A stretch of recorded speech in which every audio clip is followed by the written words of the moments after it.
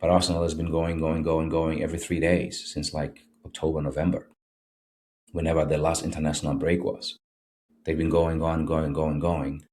So even when they give players a day off, like Odegaard didn't even touch the field in Italy, but he traveled and he still didn't look the part against Manchester United. And I think we do have a midfield problem. We do have an overusage midfield problem. And I think Arteta has to find a way to keep these boys fresh. Maybe it's a week at a time. They don't all go on breaks, but like I think he has to find a way of like, okay, you know what? This week, Martin, go to Spain, go home, like you're not playing. And then the following week it's Declan Rice. The following week is Odegaard.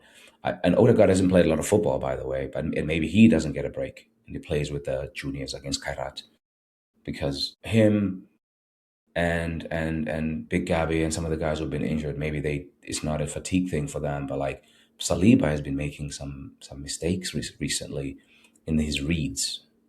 You know what I mean? And Saliba has played well within the same games where he's made these reads that are mistaken.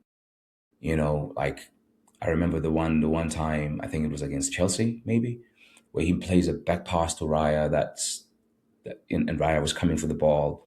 There's been a few moments that I'm like, oh, to Kepa. I don't remember the keeper actually. I don't remember the game, but I remember Saliba playing a back pass that could have been an own goal. In the last 3 weeks or so, and he needs some time to just like. And I think the Premier League pressure is so much that I think these guys need some breaks in some time in some of these games, where the midweek games you just. I know we tried to go all in on the Chelsea semi-final, but then it backfired because we only left here with a slender one goal lead. And now we have to go again. If we really want to go through, we might have to play a full strength team again, and because they are going to be strong in that second leg, they're getting their players back. So it's a tough time to be an Arsenal fan from a point of view of like you can't. I mean, you're not wrong for feeling the anger and the frustration and the anxiety or whatever that feeling is, but at the same time, the data is there for all to see that your team is not doing as bad as it feels. So, reconciling what it feels like and what it looks like in terms of just data um, is going to be a journey for all of us.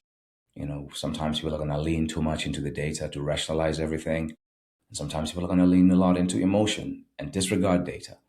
And I'm sure the medium is somewhere between looking at both and finding a space where you can process this. And I understand we all process football differently, but I have to find a way to not trip up over this at this moment. Like, we call players bottle jobs. I think we can't then as fans be bottling, 4 points clear at the summit with a lot of football to play in all four competitions. Of course, you're not going to win all four. And of course, you're not going to win all football matches. And yes, now the draw against Nottingham Forest and the draw against Liverpool, now you're feeling it, right? Like you feel the the inability to capitalize on those weekends when City didn't win and Aston Villa didn't win, and you basically just kept serve, and then you don't win, you actually lose a third game the whole season, them to win and get two more points back on you. So at this point, I think the team will be fine. I just hope that there is a tactical answer to some of the things we're seeing, because you can't have all of your forward players in double-digit numbers of games without a goal. Everybody in that front line has gone too long of a stretch without a goal in the Premier League, and some of them in all competitions. Like that just can't continue.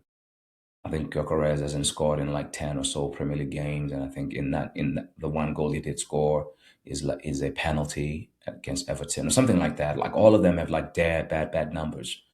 Trossard is like 2 goals and assists in his last 11 or so games as well. Our top scorer in the Premier League is Trossard on 5 without any penalties, and then of course Gyökeres had some penalties in his goal scoring tally, and he's also on 5.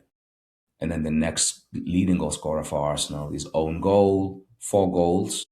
Bukayo Saka, 4 goals. Eberechi Eze, 4 goals. Declan Rice, 4 goals. So we're doing this collectivist thing in terms of how we're getting goals. And we're putting a lot of pressure on our defensive players to stop goals from coming in and then have to score them too. I think Merino might be in 4 goals too. So like it's a collectivist thing.